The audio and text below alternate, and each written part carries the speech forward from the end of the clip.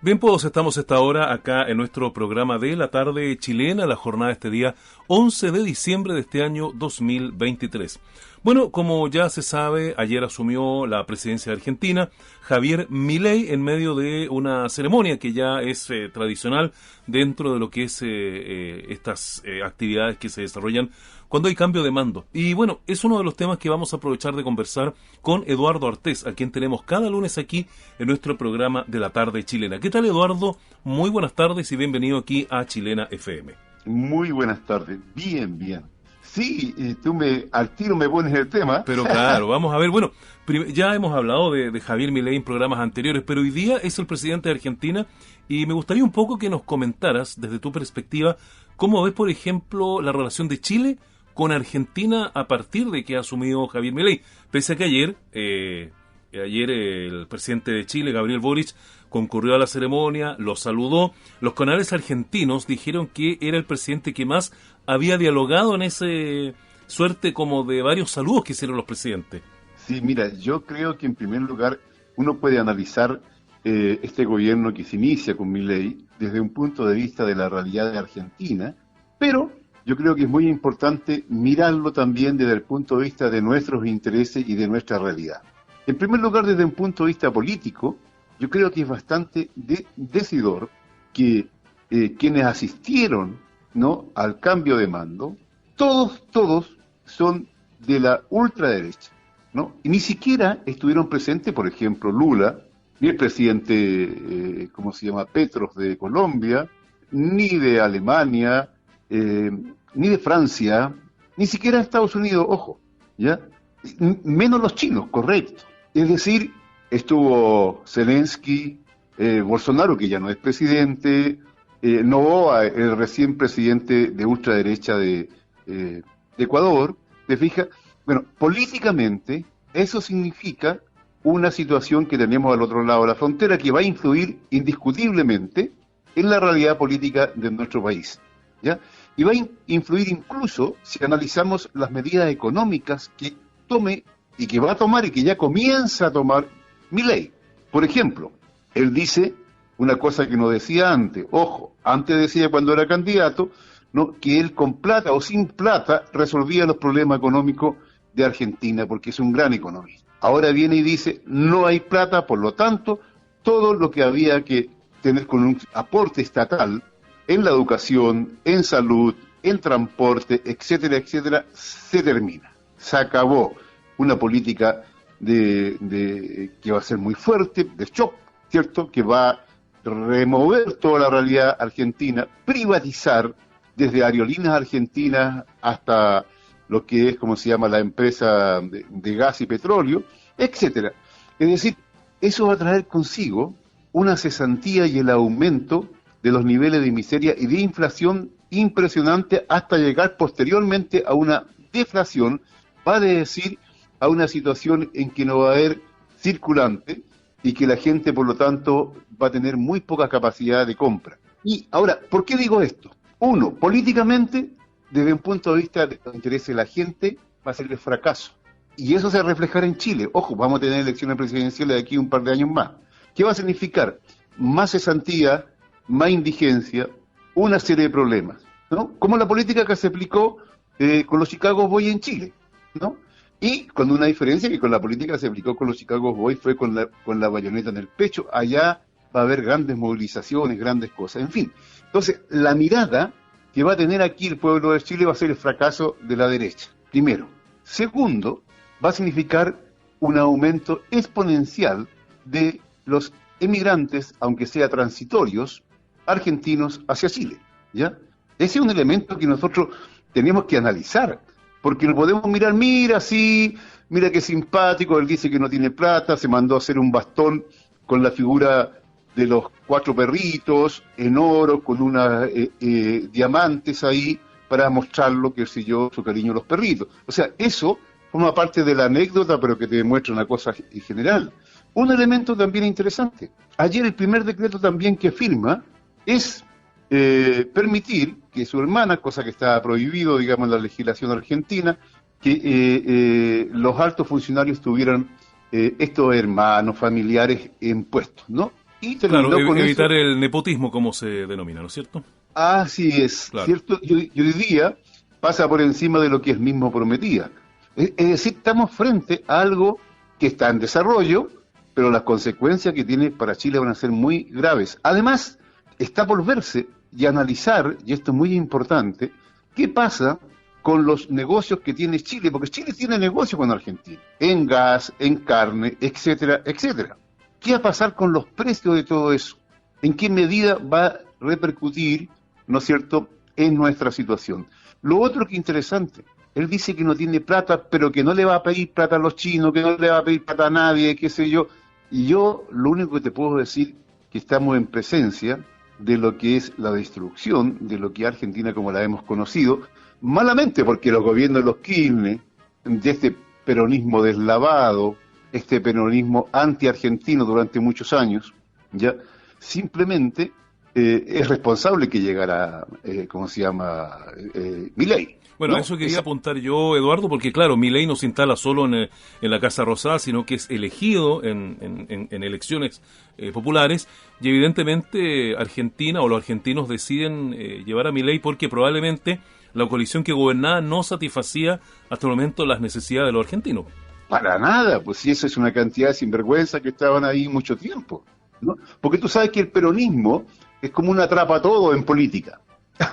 Es una atrapa todo. Tú encontrabas dentro del peronismo posiciones de ultraderecha, como la Sí, triple A, sí, la Alianza Anticomunista Argentina, que es responsable de la desaparición y la muerte de muchos argentinos en tiempo de la dictadura de Videla, por ejemplo. claro. Pero además encontrabas quienes luchaban contra la dictadura, que también Sí. eran peronistas, los montoneros. Un espectro bien amplio político que Claro, tenía el peronismo. entonces, hablar de peronismo es como hablar de ser argentino casi, en un momento histórico, ahora ya cada vez menos, ¿no?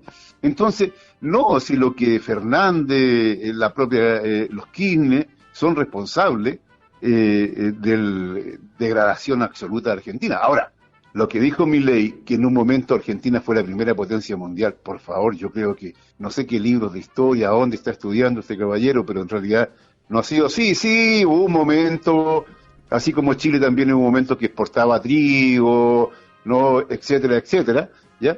Pero son momentos distintos. Bueno, son parte de los procesos que actualmente se viven ahí en Argentina con la asunción de Javier Milei a la presidencia de la República. Bueno, vamos a ver con el tiempo cómo se va desarrollando todo esto. Vamos a temas locales, Eduardo, porque, bueno, tú sabes que a esta hora misma, ¿no es cierto?, San Antonio, Santo Domingo, parte de la provincia ha estado con alerta amarilla, alerta roja, debido a los incendios forestales. Y notamos que siempre llegamos al mismo problema de que estamos ahí en esta situación de combatir los incendios forestales. Y siempre, bueno, los incendios forestales llevan la delantera y van ganando. ¿Consideras tú que se ha mejorado algo en la política de poder combatir los incendios desde que ya estos comenzaron a agravarse, a ponerse más intensos a contar del 2016?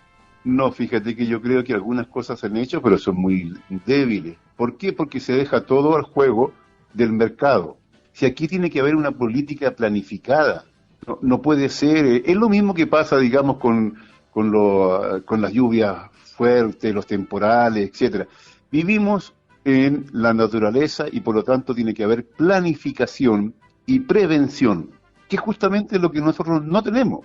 Por ejemplo, digo, digamos, es de toda lógica que los equipos de la CONAF estén constantemente trabajando, incluso en tiempo que no hay incendio, limpiando quebradas, educando a la población, sacando la maleza, creando condiciones, analizando y viendo si están las redes de aguas para poder, digamos, combatir los incendios. No es que no se vayan a producir, pero si existe una constante de un trabajo, no solamente fíjate que esto es interesante. Yo cuando fui candidato la vez pasada, estuve en reunión con el sindicato de trabajadores de la CONAF de la sexta región. ¿Ya? Entonces ellos me decían que ellos quedaban cesantes, ¿no?, a partir de marzo, y eran recontratados como en noviembre. Y hay gente especializada, con expertise, ¿no?, en este tipo de cosas. Entonces, ¿qué pasa? Si tú haces eso, vas perdiendo esa mano de obra calificada, porque encuentra otro trabajo que no lo va a perder por volver a trabajar 3 meses en el combate a los incendios. Entonces ellos decían, debiéramos mantenernos nosotros trabajando todo el año, haciendo trabajo de prevención, ¿no?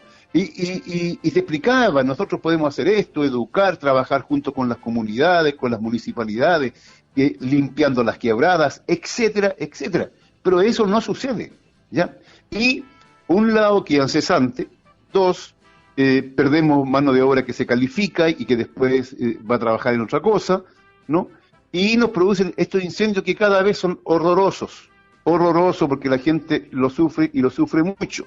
Entonces yo pienso que derechamente este sistema dedicado al máximo de ganancia con el mínimo de inversión es bárbaro. Ya está bueno ya. El Estado tiene que tener una política de planificación en el tema de los incendios. No podemos seguir así viendo a dónde habrá un nuevo foco de incendio nuevamente, ¿no? Sí, van a haber, pero se van a mitigar muchísimos, van a disminuir muchísimos o van a ser mejor enfrentados si ha habido un trabajo de prevención. Yo creo que es así y fíjate que los que del sindicato de la CONAF de la sexta región, me recuerdo que me explicaban con pera y manzana que eso era posible. Claro. Bueno, sin duda es un tema ahí que va a haber que analizar. De todas maneras, los incendios forestales están afectados por otra cosa, que es el cambio climático, que también los torna mucho más agresivos. Por lo tanto, hay una política importante que mejorar al menos. Pasando a otro tema. Pero espérate un poquito sobre eso mismo, Luis. Sí, yo estoy de acuerdo. El cambio climático es parte de la naturaleza de la vida. Por eso hay que mejorar la política de combatir los incendios. Correcto, hay que tener en cuenta, estamos en un momento de cambio climático, no podemos estar así, ¿qué va a pasar? No. Claro, eso es. Sí, perdón. Bueno, estamos ya a una semana de lo que va a ser el plebiscito para saber si se aprueba o se rechaza el nuevo proyecto de constitución. El día 17 de diciembre será esta elección. Bueno, ya hemos hablado bastante de esto, pero ¿cómo ves tú? Ya me imagino que las cartas están echadas y habrá que esperar el resultado de una consulta ciudadana, un proceso que va a ser, yo creo, bastante breve porque es cosa de contar rápido. Y ahí veremos efectivamente qué va a pasar con una vez que se sepan los resultados. Así es, todas las encuestas dicen que va a ganar el voto en contra. Yo también pienso lo mismo y también lo deseo. Pero yo creo que la solución, indiscutiblemente, como lo hemos conversado otras veces, no pasa solamente por este plebiscito. ¿Por qué? Porque el voto en contra significa, y los auditores tienen que saberlo, ¿no es cierto? Ya lo saben, ¿no? Continuar con la misma constitución que obedece a un sistema neoliberal. Y votar a favor significa prácticamente la misma constitución, sino que un poco más extrema, que también defiende a este sistema neoliberal que significan listas de espera, los negociados de la AFP, de la ISAPRE, en forma permanente. Es decir, estamos frente a ese cuadro. ¿Por qué digo esto? Porque hasta ahora yo creo que es bueno entender, ¿ya?, que la solución de los problemas sociales, ¿no?, y del carácter de nuestra sociedad no pasa exclusivamente por la Constitución. Entiendo que el problema no es solamente de este plebiscito, porque lo que tenemos que plantearnos en algún momento los chilenos con mucha fuerza, qué tipo de sociedad en la que queremos vivir. Y de acuerdo a ese tipo de sociedad le corresponde una constitución determinada. Por ejemplo, si queremos vivir en una sociedad patriótica, popular, no centrada en la soberanía, en la industrialización, etcétera, tiene que haber una constitución consecuentemente con esos lineamientos. Así de simple. Si queremos vivir en una sociedad socialista, tiene que haber una constitución de carácter socialista. Y si queremos seguir viviendo en una sociedad neoliberal, vamos a seguir con una constitución neoliberal, que es el caso. O sea, hay que sacarse de la cabeza, a mi entender, ¿no?, ese concepto que una constitución es neutral, ¿no?, y que satisface por igual a todo tipo de sociedad. Eso no es así, ¿no? Hay que analizar nomás la cantidad de constituciones que hay en el mundo, obedecen a las características sociales y políticas, económicas, de las distintas realidades de los distintos países, ¿no? Una constitución es islámica porque obedece a una concepción islámica de la vida. O sea, yo quiero decir esto para que saquemos de la cabeza esa falsedad que se ha instalado con mucha fuerza, que es la constitución de todos, que es eterna por 40 años. Es decir, se da como natural este sistema neoliberal. Si gana el voto en contra, va a seguir una constitución neoliberal. Si gana el voto a favor, va a continuar, va a implantarse una constitución neoliberal aún más neoliberal. Eso es todo lo que está hoy día en presencia. Entonces, para mí, en algún momento tenemos que plantearnos cambios esenciales y profundos en nuestra realidad.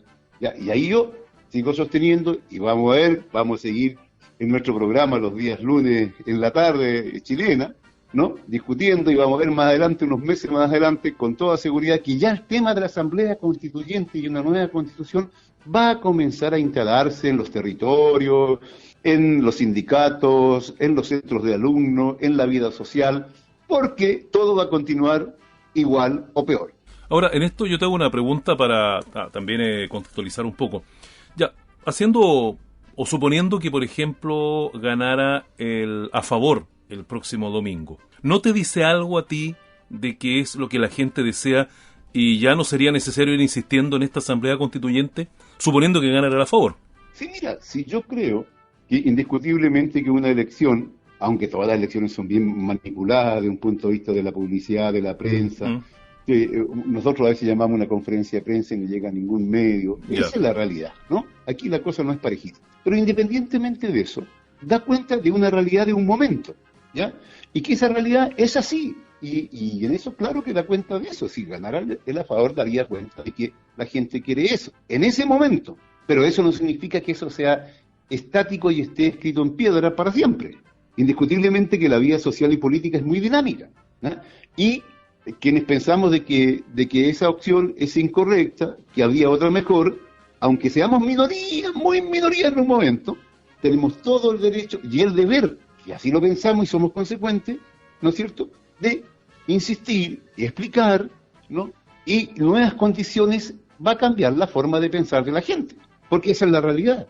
La vida no es estática, no es una fotografía. Claro, se va cambiando a medida que pasan los tiempos. Bueno, tenemos un último tema, Eduardo, para aprovechar el tiempo, porque ya se están finalizando, bueno, está finalizado prácticamente el estudio técnico para las modificaciones del Tratado Comercial entre la Unión Europea y Chile, que, dicho sea de paso, viene de los años 90 con el gobierno de Patricio Aylwin, pero que ha ido con el tiempo sufriendo algunas modificaciones, y hoy día la Cancillería habla de la modernización del Tratado Comercial entre la Unión Europea y Chile, que ya tuvo su fase política el año 2022, la parte técnica se cerró el 2021, pero hoy día entra a una nueva fase. ¿Qué te parece a ti esto como que le llaman la modernización del Tratado Comercial? Gravísimo, Luis, muy grave. Voy a explicar por qué. Porque esta nueva versión crea condiciones económicas, claro, ya es económico, en lo económico profundiza, ¿no es cierto?, la llegada de capitales en la minería, etcétera, etcétera, el mismo tema del hidrógeno verde, creándonos problemas con las aguas, etcétera, pero sin ninguna regulación que sirva a nuestros intereses, ¿no?, ni a los habitantes de las zonas en cuestión, ni en la minería, ni en nada. Esto es grave. ¿Por qué es grave? Porque resulta que una vez firmado el tratado, todo queda congelado de acuerdo a las condiciones del tratado, ¿ya? Y no pueden haber modificaciones ni siquiera en las condiciones de trabajo valga la redundancia, de los trabajadores. Esto es gravísimo porque resulta que si cambian las condiciones, te pueden llevar a un tribunal que, de acuerdo a la nueva versión, tiene que ser financiado por el gobierno de Chile, para ser juzgado Chile, ¿no?, por jueces europeos. O sea, esto es una barbaridad, es realmente una soga al cuello.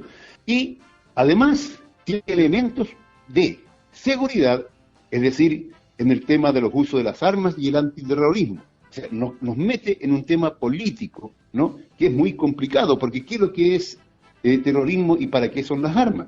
Y enseguida, como guinda la torta en este tratado que es asimétrico, porque la Unión Europea es poderosísima y nosotros muy débil, ¿ya?, simplemente se plantea la posibilidad de cooperación, tal cual, ojo, yo leí ese asunto, ¿ya?, en la gestión de crisis en que esté la Unión Europea, ¿no? Y esto puede significar eventualmente la integración de soldados o militares chilenos en misiones de la Unión Europea o la OTAN. Pero esto es gravísimo, ¿no? Porque nos va a llevar a una cuestión que significa involucrarnos frente a un continente, a la Unión Europea y a la OTAN, que está en decadencia. Tiene problemas de recursos naturales, porque está perdiendo África. No le están llegando el uranio, no está llegando esto, las tierras raras, etcétera, etcétera.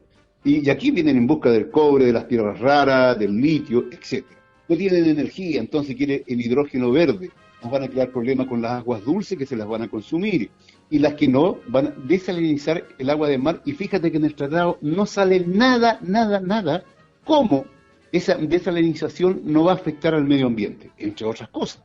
¿Ya? Es decir, no es un tratado que beneficie realmente a Chile, porque se habla de extracción de recursos naturales y no de industrialización. Y si Chile quiere industrializarlos, pasaría por encima del tratado. Es decir, es un tratado que nos perjudica y nos pone al servicio de la Unión Europea, que está desesperada porque no se ha podido quedar con los recursos naturales de Rusia, perdió hasta el gas y el petróleo y otra cantidad de cosas, está perdiendo África, como decía, Asia, etcétera. Ellos no tienen muchos recursos naturales, tienen muy pocos los europeos, y están mirando con desesperación para acá, y aquí pillaron un negocio, y desgraciadamente este tratado, querido Luis, no está siendo analizado, discutido en forma pública, y vamos a pasar piolita porque tenemos este fin de año, tiene que quedar filmado. Bueno, vamos a esperar cómo transcurre todo eso, Eduardo, y por supuesto, como siempre, agradecemos la posibilidad de conversar cada día lunes acá en Chilena FM, en nuestro programa de La Tarde Chilena. Un abrazo, Eduardo, será hasta la próxima semana, que va a ser el día después del plebiscito. Así es, vamos a estar analizando, yo creo que eso va a estar interesante, que veamos hasta los detalles. Perfecto, Eduardo, que esté muy bien. Igual, un abrazo, buenas tardes. Bien, pues de esta manera hemos conversado con Eduardo Artés, como siempre hacemos cada lunes aquí en La Tarde Chilena. Continuamos con nuestra programación.